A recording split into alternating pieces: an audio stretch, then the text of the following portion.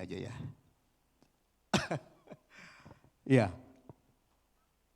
Ini yang pertama kali saya di sini. Saya pertama kali melayani di jemaat ini di waktu masih di Ruko. Masih di Ruko. Saya apresiasi Ibu Gembala, ketika saya masuk, saya melihat penataannya, penataan gereja. Tidak banyak gereja yang seperti ini. Walaupun tidak banyak, saya lihat, maksudnya dengan jumlah yang sebegini, tapi penataannya itu luar biasa. Saya percaya, saya jadi ingat Salomo. Saya ketika datang tadi belum mulai, masih agak pagian saya datang, saya melihat agak beda penataannya. Saya foto-foto gitu, saya kemudian sharing ke teman-teman, itu di gereja di mana itu? Itu gereja di mana itu? Di Manado. Itu luar biasa penataannya ya.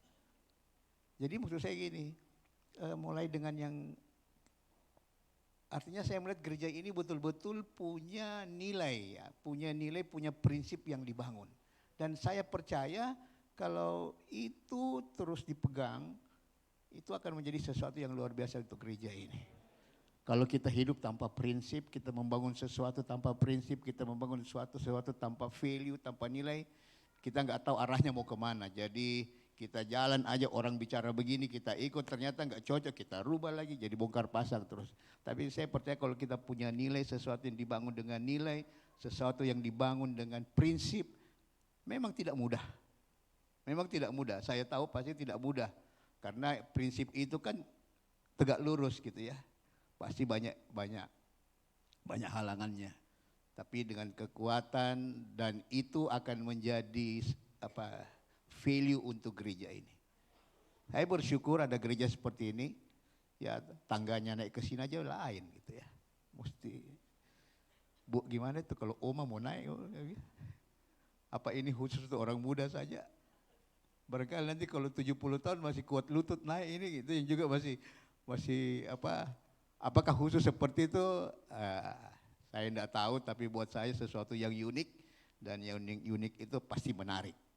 Ya, oke, saya tidak bicara tentang unik.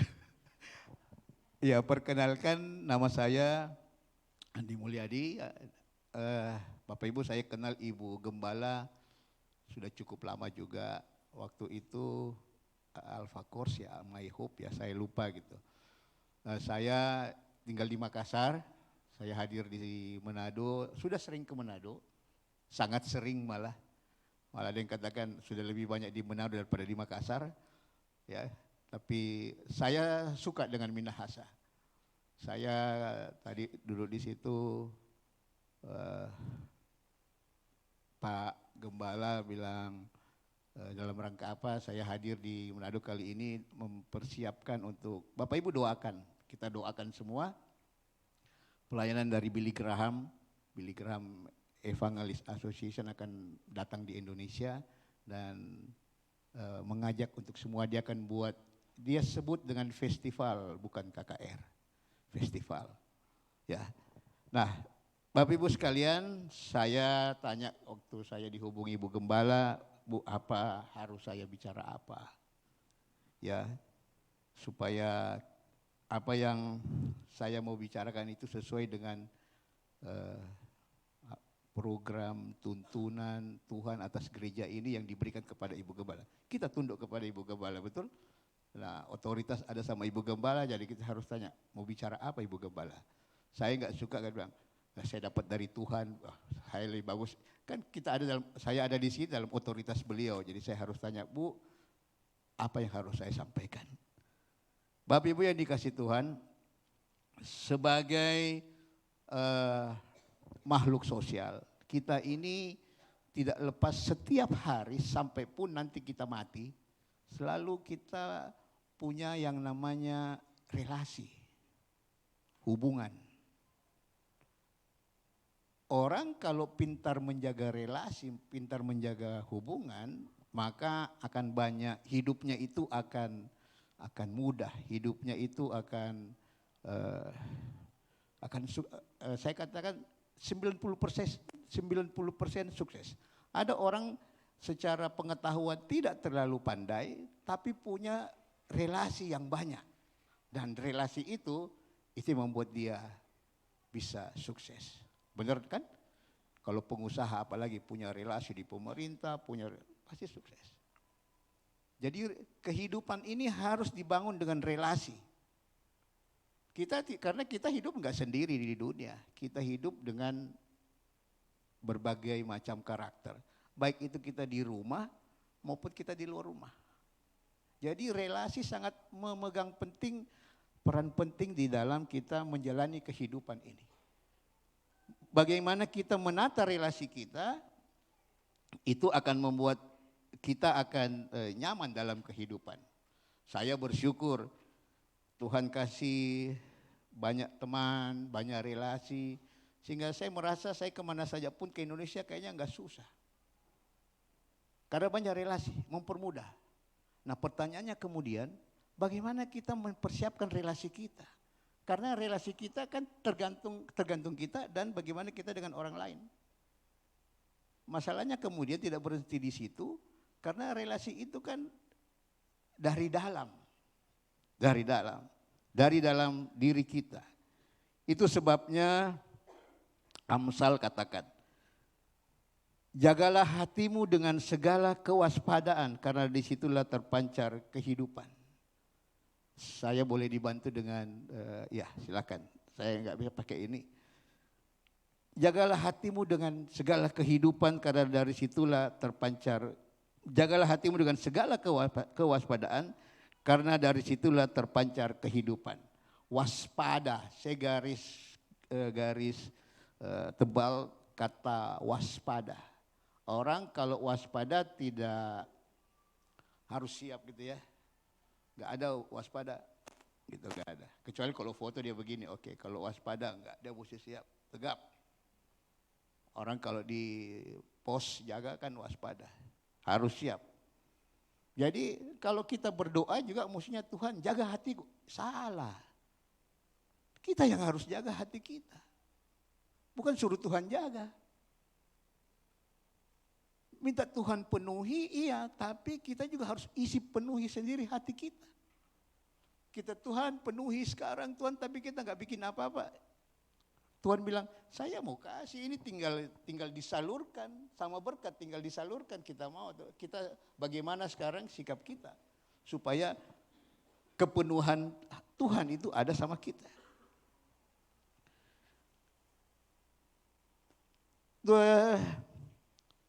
Tema saya berjaga-jaga senantiasa supaya kita tetap waspada. Jadi Bapak Ibu, kalau saya kasih quote ini, menabur pikiran kita akan menuai tindakan. Menabur tindakan kita menuai kebiasaan. Menabur kebiasaan kita menuai karakter. Kalau kita sudah, tadi saya katakan, ketika yang kecil ini tadi, saya percaya gereja ini mulai dari kecil, tindakan terus akan nanti jadi karakter gereja ini seperti yang dilakukan hari ini. Luar biasa, kayak bikin KKR besar, pakai apa semua, tapi itu jadi kebiasaan nanti. Jadi teliti, jadi hal-hal detail diperhatikan. Ada banyak hal, kemudian ketika hal detail tidak diperhatikan, maka gagal. Tapi ketika yang detail-detail diperhatikan, akan jadi luar biasa. Menabur pikiran kita akan menuai tindakan, menabur tindakan kita menuai kebiasaan, dan menabur kebiasaan kita menuai karakter. Kenapa harus waspada menjaga hati? Karena hati adalah pusat pikiran kita, segala pikiran, segala kehendak ada dalam hati kita.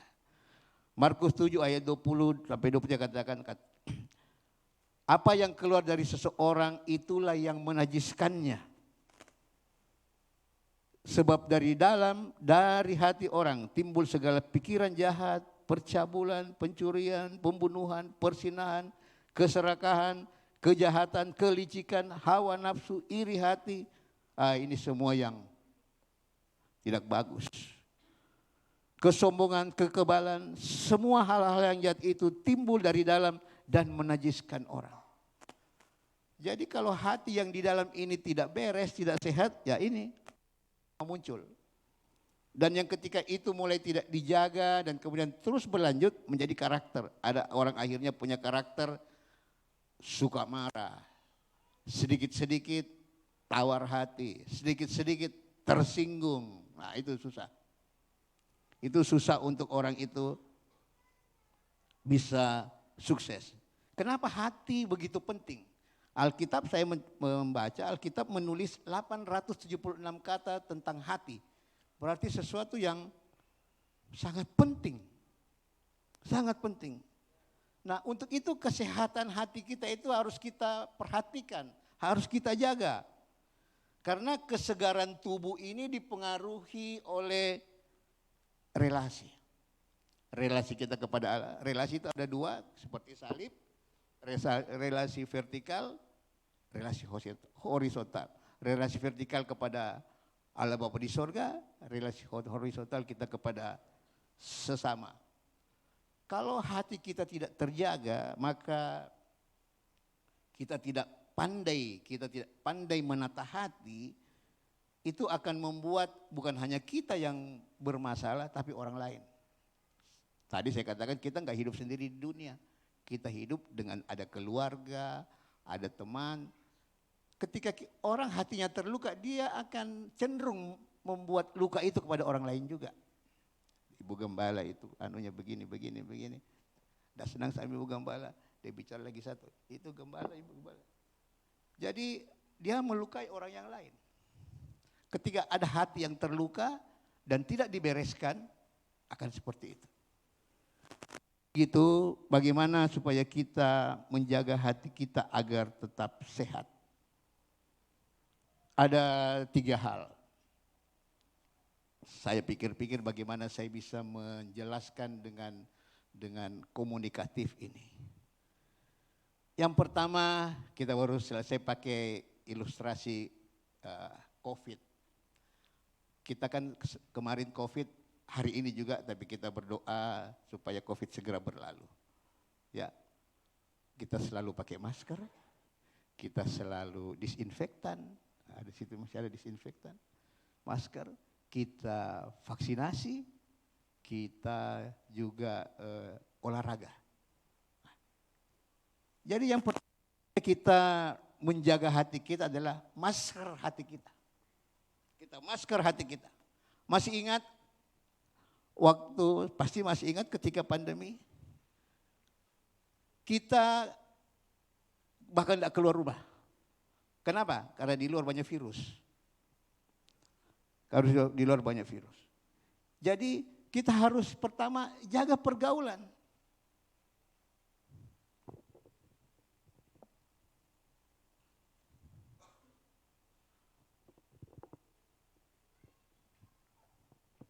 Hati kita, janganlah kamu sesat, pergaulan yang buruk merusak kebiasaan yang baik. 1 Korintus 13 ayat 33. Orang yang sakit cenderung melukai hati orang yang lain juga. Kalau kita tahu di orang itu tidak bagus, kita tahu pergaulan itu tidak bagus, janganlah mendekat. Kemarin COVID mengajarkan kita jaga jarak. Kalau di situ tidak bagus, janganlah mendekat, jaga jarak. Karena kita bukan super sekali tidak bisa terkontaminasi. Jangan bilang, saya sudah doa, sudah puasa, enggak apa-apa saya dekat-dekat. Hati-hati. Kalau itu tidak baik, jangan dekat. Saya ingat waktu pandemi kita mulai pesawat, suruh pakai masker. Supaya kita terisolasi. Supaya kita terisolasi sehingga yang buruk itu tidak melukai kita. Jangan kita sesat. Pergaulan yang buruk akan merusak kebiasaan yang baik. Kemudian apa yang kita konsumsi, asupan apa? Waktu pandemi saya kena COVID, sampai satu rumah saya, papa, mama, saya semua kita seperti kayak rumah sakit.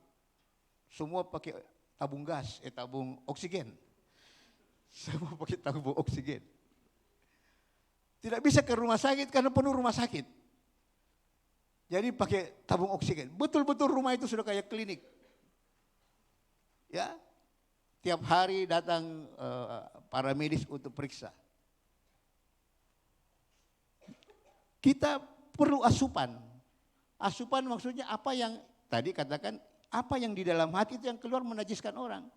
Jadi jangan sembarangan kasih masuk di hati. Hati-hati dengan hati kalau tidak siap. Hati-hati curhat.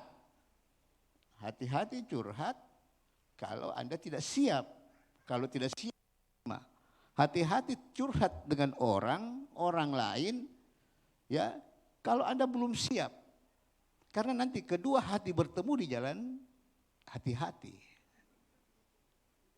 Belum tentu itu benar hatinya, kita tidak tahu. Tapi ketika hatimu sudah kau buka dan dia mulai isi ke dalamnya, hati-hati di jalan. Karena hati itu pusat kehidupan. Kalau sudah masuk di hati agak susah mengeluarkan. Tadi firman Tuhan katakan, pilih pergaulan yang baik, pilih pergaulan yang benar. Jangan kita berada dalam pergaulan yang memberikan kayak racun begitu, hindari. Kita tidak rugi kalau menghindari pergaulan yang tidak benar, kita tidak rugi. Kita lebih bagus menghindari. Jangan bilang saya kuat, tidak. Amsal 14 ayat 30. Hati yang tenang menyegarkan tubuh, tetapi iri hati membusukkan tulang. Alkitab banyak bicara tentang hati, begitu pentingnya sehingga bagaimana kita harus jaga hati kita. Bapak Ibu, bukan orang lain yang membuat kita bahagia. Kita sendiri membuat diri kita bahagia. Banyak orang kemudian coba menyenangkan orang lain. Jaga hatinya, nanti dia tersinggung, jaga hati. Tapi kita lebih sibuk ngurus hati orang lain daripada hati kita. Kita lebih sibuk mengurus hati orang lain daripada hati kita.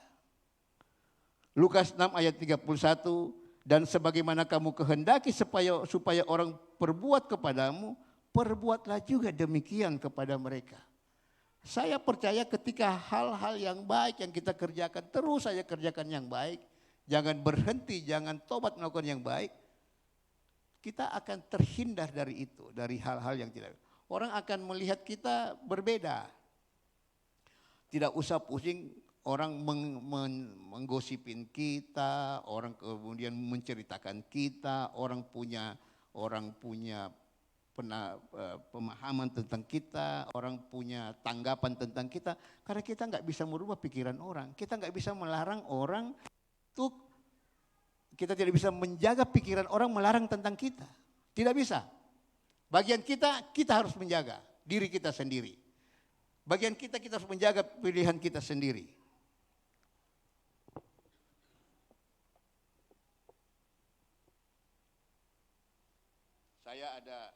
Kalau begitu Bapak Ibu, apa yang lebih bagus? Lebih mudah mana? Berusaha untuk menyingkirkan semua kerikil tajam di setiap jalan, atau memakai sepatu agar kita tidak terluka? Kita sibuk ngurus hati orang lain, lebih bagus kita jaga hati kita. Lebih mungkin mana? Berusaha mensteril semua tempat agar tidak ada kuman, atau kita memperkuat daya tahan tubuh kita? Lebih bagus kan kita jaga kesehatan kita daripada kita menjauh, mensterilkan semua ada di mana-mana. Lebih mudah mana? Berusaha mencegah setiap mulut agar tak bicara sembarangan, atau menjaga hati kita sendiri agar tak mudah tersinggung? Lebih penting mana? Berusaha menguasai orang lain atau belajar menguasai diri sendiri? Yang penting bukan bagaimana orang harus baik kepada kita, melainkan bagaimana kita harus berbuat baik kepada semua orang. Sekali lagi, bukan orang lain yang bikin kita bahagia, tetapi sikap kita lah yang menentukan kita bahagia atau tidak. Respon kita. Kalau tidak mudah bersyukur, kalau tidak selalu bersyukur, sudah membanding-bandingkan, saya begini, dia begitu, saya cuma segini kah, dia sudah seperti itu. Kita tidak akan bisa bersyukur akan kebaikan Tuhan buat kita. Yang berikutnya, yang kedua adalah setelah kita harus selalu memberikan asupan yang baik. Habis pakai masker kita divaksin. Vaksin apa itu? Supaya ketika yang tidak baik itu masuk, masih ada daya tahan tubuh. Oke, kita kalah dengan masker, tapi kemudian masuk vaksin, masuk virus itu, tapi kita masih kuat. Mazmur 1 ayat 1-3. Berbahagialah orang yang tidak berjalan dalam nasihat orang fasik, yang tidak berdiri di jalan orang berdosa, dan yang tidak duduk dalam kumpulan pencemooh, tetapi yang kesukaannya ialah Taurat Tuhan. Ketika kita selalu merenungkan ini, apapun yang masuk kemudian dalam hati dan pikiran kita, ada firman Tuhan yang menjadi benteng untuk kita bisa tidak merenungkan, tidak memasukkan pikiran-pikiran yang sampah dalam hidup kita. Jangan salahkan orang lain tentang keadaan kita. Bukan fokus pada apa yang tidak diizinkan Tuhan. Kenapa kita mengalami sakit hati? Karena kita tidak menjaga hati kita. Kalau kita sibuk dengan hal-hal yang positif, maka tidak ada waktu bagi kita untuk memikirkan hal-hal yang negatif lagi. Kalau kesukaan kita firman Tuhan, maka Ulangan 30 ayat 14, firman itu sangat dekat kepadamu, yakni di dalam mulutmu dan di dalam hatimu untuk dilakukan. Jadi ketika ada yang masuk ke dalam hati kita, sudah ada ini yang menjaga kita. Daud ketika dia bermasalah, dia tidak tanya orang. Saya senang Daud, orang yang berkenan di hatinya Tuhan. Memang Daud punya sisi gelap. Sisi gelap yang kemudian akhirnya kan sampai keturunannya juga mengalami itu. Tetapi Alkitab mencatat juga Daud itu orang yang berkenan di hatinya Tuhan. Saya tidak menyetujui bahwa itu yang dilakukan sisi gelapnya Daud itu benar, dan Anda kemudian bilang itu Daud begitu, kita coba contoh begitu. Bukan itu.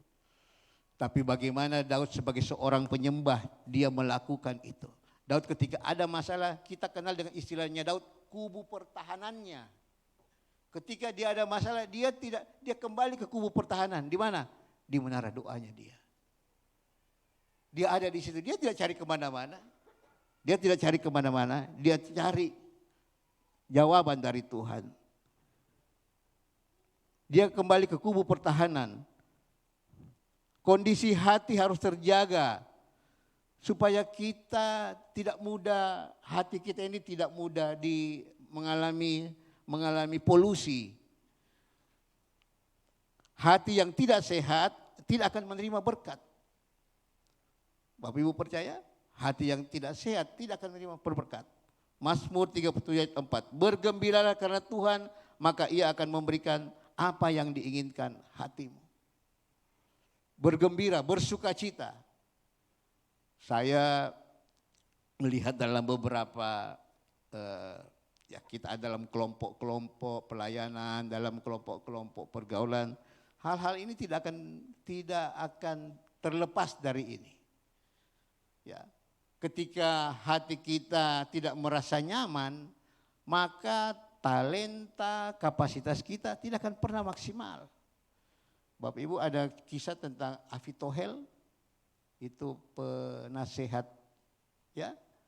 Itu awalnya dia disebut, dia punya nasihat itu begitu penting, seperti nasihat Tuhan, dikatakan di situ. Tapi kemudian satu kali waktu nasihatnya tidak didengar. Ahitophel ini. Nasihatnya tidak didengar dan dia kemudian menjadi sakit hati. Kisahnya terakhir dia bunuh diri. ketika padahal dia punya kemampuan, kapasitas untuk menjelaskan, untuk menafsirkan, memberikan nasihat yang baik. Relationship kita dengan Tuhan tidak berarti kita bebas dari peperangan. Tidak berarti kita kebal terhadap gangguan. Itu sebabnya 1 Petrus 5 ayat 8 katakan, sadarlah dan berjaga-jagalah. Lawanmu si iblis berjalan keliling sama seperti singa yang mengaum-ngaum dan mencari orang yang dapat ditelannya. Dalam suatu peperangan, situasi sadar berjaga-jaga itu kita butuh. Selama kita masih ada hidup, kita harus berjaga-jaga. Sadar dan berjaga-jaga. Tadi waspadalah. Jadi kan harus berjaga-jaga. Musuh akan selalu mencari kesempatan. Kita tidak kebal total. Walaupun kita sudah rajin bersekutu, kita tidak akan kebal total terhadap ini. Jadi kita harus berjaga-jaga. Kita harus berjaga-jaga. Sekalipun relasi berlangsung dengan baik, maksudnya rohani kita rajin berdoa, kita harus tetap berjaga-jaga. Ada banyak kesaksian kan, orang yang tadinya di atas mimbar, kemudian akhirnya jatuh. Karena nggak berjaga-jaga. Bukan dia kurang baca Alkitab, bukan dia kurang berdoa, dia kurang berjaga-jaga. Tidak kebal. Selama kita masih hidup, kita tidak kebal terhadap godaan, kita tidak kebal terhadap hal-hal yang membuat kita akhirnya bisa terkalahkan. Karena iblis selalu mencoba untuk mencari kesempatan. Cindy Jacob bilang begini, di akhir ini, maksudnya saat sekarang ini, iblis lagi menguat, lagi melepaskan semua kekuatannya untuk mengganggu hati orang percaya. Karena dia nggak bisa larang orang berdoa, dia nggak bisa larang orang percaya, orang beribadah, dia kalah, tapi dia sekarang mencari hati. Kalau kita tidak menjaga hati, maka sumber kehidupan itu, hati adalah sumber kehidupan itu, akan kemudian mengganggu kita dan kehidupan kita menjadi kehidupan yang tidak sejahtera. Vaksin itu, ingat dulu waktu kita divaksin, kita terima sertifikat vaksin. Artinya apa? Orang yang tahan terhadap supaya tetap bisa berjaga-jaga, kita punya sertifikat rohani. Sertifikat berarti kita lulus sensor. Sertifikat berarti orang yang dipisahkan. Sekarang, waktu masa pandemi, ketika kita mau terbang, mana sertifikat vaksin? Kita sudah vaksin? Kalau belum, tidak boleh naik. Artinya orang yang sudah lolos itu orang yang masuk kualifikasi. Bagaimana sekarang sertifikasi rohani kita? Pertanyaannya demikian. Bagaimana sekarang sertifikasi rohani kita? Habis divaksin, di booster lagi, tidak selesai. Tidak selesai. Artinya apa? Harus terus menerus. Asupan firman Tuhan harus terus menerus. Harus terus menerus ada sama kita. Karena persoalan yang lain datang, apakah kualitas hati kita sudah cukup? Saya sering bilang begini. Ukuran iman seseorang, ya, saya analogikan saja, tapi tidak ada di Alkitab ini, saya menganalogikan saja.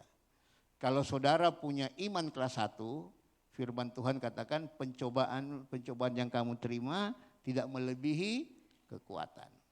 Artinya ketika imanmu kelas 1, pencobaannya kelas 1. Betul ya?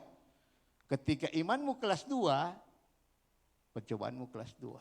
Ketika iman kelas 1, berarti tantangan kita kelas 1. Firman Tuhan bilang, tidak melebihi kekuatan. Iman ketika kita menang di masalah iman kelas 1, kita naik, iman kita kelas 2. Berarti kalau masalah kelas 1 datang, itu bukan masalah buat saya, buat kita. Karena kita sudah kelas 2. Waktu kita punya gaji cuma 500.000 satu bulan, 100.000 hilang, aduh, masalah besar itu. Tapi ketika 10 juta gaji kita, 100.000, ya nggak apa-apa. Bukan masalah. Naik lagi, datang iman kelas 3, naik ada masalah kelas 2, itu bukan masalah, imanku kelas 3. Begitu terus, naik datang masalah kelas 3, kita naik kelas 4, itu bukan masalah. Jadi selalu harus diisi. Jangan merasa pernah puas, sudah baca, sudah selesai. Oh, saya sudah selesai baca Alkitab. Harus terus kita isi. Harus kita terus isi, harus terus merenungkan firman Tuhan. Karena setiap hari ada hal-hal baru yang Tuhan berikan kepada kita. Yang berikutnya, yang terakhir adalah supaya kita bisa menjaga hati kita tetap sehat, ya, kita harus olahraga. Waktu pandemi kita kan olahraga supaya tidak. Nah, olahraganya apa nih? Olahraga rohani, doa, pujian, penyembahan. Harus kita terus lakukan. Mazmur 103. Pujilah Tuhan hai jiwaku. Pujilah namanya yang kudus, hai segenap batinku. Pujilah Tuhan, hai jiwaku, dan jangan lupakan segala kebaikan. Memuji terus Tuhan. Supaya kita selalu ada dalam frekuensinya Tuhan.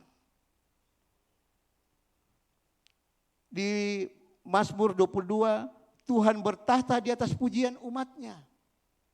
Ketika kita selalu memuji Tuhan, saya apresiasi dengan gereja ini, hampir 1 jam tadi pujian penyembahan. Hampir 1 jam saya rasakan, hampir 1 jam. Tapi di catatan saya hampir 1 jam. Ada gereja tidak selama itu untuk pujian penyembahan. Dia batasin 1 jam saja. Saya tidak lagi sebut gereja. Ibadah 1 jam, dibatasin 1 jam. Ya, 1 jam saja. Jadi diatur. Praise and worship sekian menit, khotbah sekian menit. Nah, saya juga tidak mengatakan bahwa tidak perlu diatur. Perlu diatur. Tapi harusnya ada porsi yang besar yang dikasih. Kapankah kita ketemu begini? Hanya seminggu sekali. Dalam komunitas besar, dalam komunal besar, kita saling mengisi satu. Ketika kita menyembah bersama-sama kan kita saling menguatkan satu sama lain. Itu sebabnya ketika orang juga berdoa bersama-sama dalam kesatuan doa, itu kuasanya lebih besar daripada doa sendiri-sendiri. Akan lebih besar. Karena mengatasnamakan kalau gereja sekota kumpul, kemudian berdoa, kemudian itu kan otoritas kota yang dibawa. Otoritas kota. Kalau menara doa umpamanya itu menara doa gereja, berarti kan gereja. Walaupun pokok doanya ada tentang kota. Tapi itu otoritas gereja lokal. Perlulah ada menara doa kota, itu tubuh Kristus di kota itu bersama-sama. Itu mewakili kota di hadapan Tuhan. Usahakanlah kesejahteraan kota. Ya, kalau kita baca itu Yeremia 29, itu adalah otoritas kota yang dibawa. Otoritas kota yang dibawa. Doa, pujian, penyembahan membuat kita supaya tetap sehat. Orang olahraga kan supaya dia tetap bugar, dia tetap sehat. Ketika dia harus kerja berat, dia tetap sehat. Jangan ketika ada pertempuran dan kondisi kesehatannya tidak baik, dia loyo. Tapi ketika dia selalu olahraga, kebugaran tubuhnya, kebugaran pikirannya akan selalu siap untuk setiap tantangan yang dihadapi.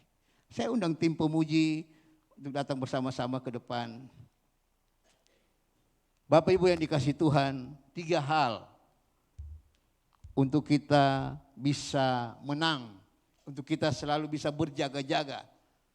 Yang pertama, kita harus menjaga hati dengan masker rohani kita. Yang kedua, berikan asupan ke dalam rohani kita. Vaksin, infus firman Tuhan, masukkan ke hati kita.